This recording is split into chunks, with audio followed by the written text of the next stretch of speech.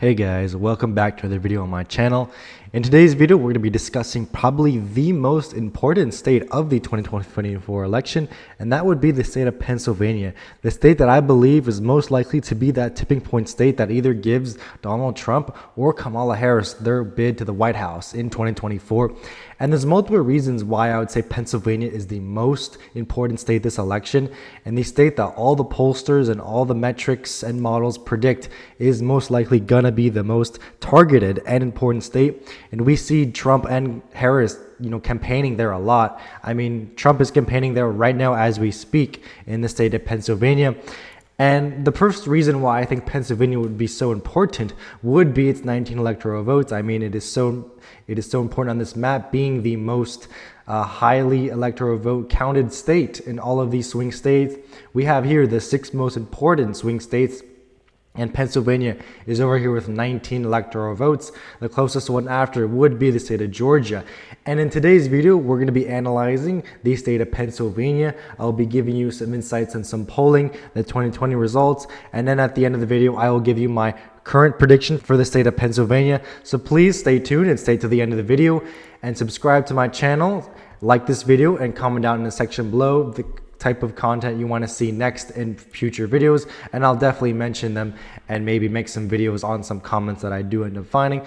But without further ado, let's first get into the fact that Pennsylvania is going to be this tipping point state of this election. If Donald Trump wins the state of Georgia by a tilt margin, which he currently leads in the polls, all he has to do is win the state of Pennsylvania, and he is president of the United States. The state of Pennsylvania plays such a pivotal role, and for each of these candidates to lose a sense of the state of Pennsylvania would probably spell a loss for their campaign. So I think on election night, both these campaigns are going to be looking directly at this state. For example, if Kamala Harris wins Pennsylvania, Michigan, and the state of Wisconsin, Trump has no paths to win, because through the Sun Belt, he cannot win unless he flips Nebraska second, which would put it at 269. However, I do expect Kamala to be able to win the second district of Nebraska by a lean margin as of now. But let us take a look at some polling that we have in the state of Pennsylvania. Right now, it is a complete and dead heat. 47.9 to 47.9, a complete tie.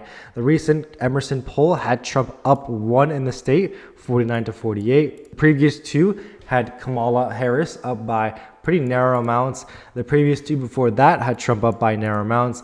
And from then on and back, it was pretty nice toss-up. It was pretty even back and forth. And these polls right here before Kamala was announced, the candidate before Biden had stepped down, so we can't really use these polls back here.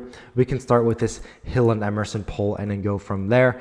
We can see Kamala has closed the gap from when Biden had withdrawn, and this state is probably going to be one of those states that is going to be polled the most leading up to election day. If we go back in history, we can definitely see that Democrats were overestimated by really considerable amounts. Clinton up 9.2%. Trump ended up winning the state, and then Biden at the same time 6.4. He ended up winning the state by just over 1 percentage point. And this is where I get the idea that Pennsylvania will once again probably overestimate Democrats, probably by a less margin than previously. But it's worth looking at some of these internals of these polls and some of the brackets and really analyzing which pollsters are more accurate than others. And throughout a lot of the research, we can see that number one, New York Times and Siena has really dropped off in their accuracy. In digging down in these numbers, we can see that the New York Times and Siena overestimates the amount of Democrats that will vote in their 2020 vote. We can see that when looking at these crosstabs for the state of Pennsylvania. With the 2020 vote, they sampled a Democrat +4 win. So they're going off of the fact that Joe Biden had won the state apparently by 4 percentage points. He only ended up winning the state by 1 percentage point. So this already would alter the result of this poll to begin with. The fact that they didn't even sample a group of people that were only D+1, but instead D+4. I'm not sure why they would sample a Biden win by 4 when Biden only ended up winning the state by 1.2%. And that changes the vote we see right here on this side of the screen, where it's Kamala Harris winning by 3. If we were to adjust the average to be more accurate to the 2020 vote, we would see that Donald Trump would win this state by exactly 1 percentage point in the 2024 election. But before that, speaking on the 2020 election results, we can see here the exact results. Joe Biden with 3.4 million votes, Donald Trump with 3.3. Joe Biden ended up winning by 1.2 percentage points, as I mentioned before, and that's mainly due to the fact that he was able to make a lot of gains in eastern Pennsylvania, where he was from. He is from Lackawanna County, which is where Scranton is, and he was able to make considerable gains among the white working class voters in the eastern part of the state that Trump did well in 2016. And due to the fact that he swung some of these counties by pretty considerable margins, that would be enough to swing the entire state into his column by just over 1 percentage point. Also, the suburbs of Philadelphia swung narrowly in his column, but considerable amounts to also give him a nice win. And the state of Philadelphia, the city of Philadelphia, Philadelphia County, swung to the right. So it did reverse a little bit of these trends, but definitely it was not enough for the entirety of eastern Pennsylvania to swing to the left. The middle of the state was pretty stagnant, with on average a little bit of a swing to the right. And Pittsburgh and its suburbs swung a little bit to the left. So in total, the state didn't really move too much. All in all, only really the eastern part of the state moved to the left. But now that it's not Joe Biden running, it's Kamala Harris. Kamala Harris does not have that same appeal that Joe Biden had in this part of the state. And so I think this part of the state especially will swing back right where it was around 2016, while the city of Philadelphia will continue to swing right. And the rest of these rural Republican areas over here will max out and swing back right as well.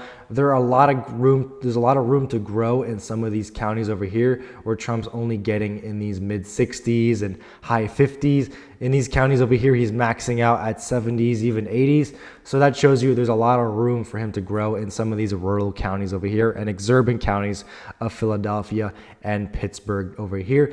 But that moves us now to my prediction for the 2024 election right now as of August for the state of Pennsylvania, and it is right here. In the 2020, it was 1.2 as I said for Democrats. In 2024, I expect the exact opposite.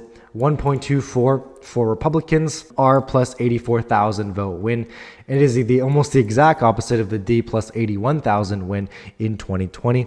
And so right now, this is what I believe the margin is going to be. Of course, this does not include third-party candidates, so these margins will both fall below 50%. These also don't take into consideration those third parties, as we can see here. It did end up not being that exact margin. But however, I do think the third parties will eat a little bit into both these candidates.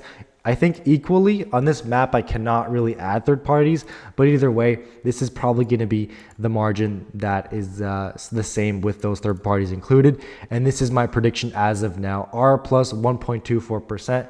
And digging into the details of this map, we could check out the shifts that I have made, but off the bat, Northampton County flips back Republican from Democrat by a narrow amount. It voted 0.73 for Democrats, and I have it voting around 5 points to the Republicans nowadays. And that's because I have shifted a lot of these counties over here back to the right. The rurals also back to the right, including Erie County, which will flip back. The counties that stay left or swing a little bit left would be Centre County. I think Centre County will swing a little bit more right. It's a college-educated town. It will swing around 2 points to the left as of now. Allegheny County will swing 2 points to the left. A very narrow margins.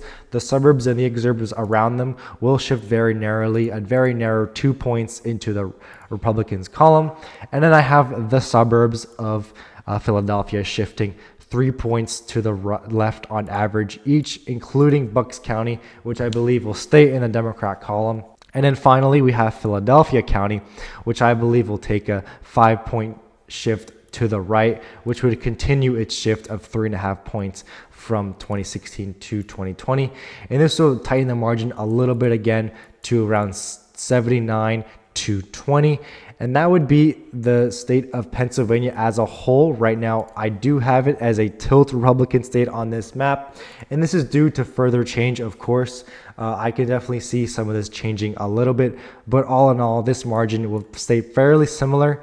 There might be a scenario in which it could go under 1 percentage point. And there could be a scenario where it also goes over 2 percentage points. But right now, I'm taking data from everything we have, including the polls, the metrics, and the trends that we have from 2016 to 2020, and then now to 2024. A particular region that I think we should all take into consideration would be this eastern part right here. More specifically, Northampton and Bucks County are good counties to really take a look at. If Trump is able to flip Northampton County, you know that he is gaining from Joe Biden in this eastern half of the state. Also, you want to take a look at Lackawanna County. If this county is also shifting to the right, it's definitely a good sign for Trump. But if Northampton County does stay in the Democratic column, we can expect Kamala Harris to do well. The final county taken into consideration would be Bucks. I do have Bucks staying in Democrat column and then her gaining a little bit. But if we see Bucks flip Republican, we can expect the state to vote probably in the lean column between 2 and 4 percentage points for Donald Trump. However, this will be it for today's video. Thank you guys so much for watching. Please like and subscribe, comment down in the section below, and I'll check you guys out in the next one.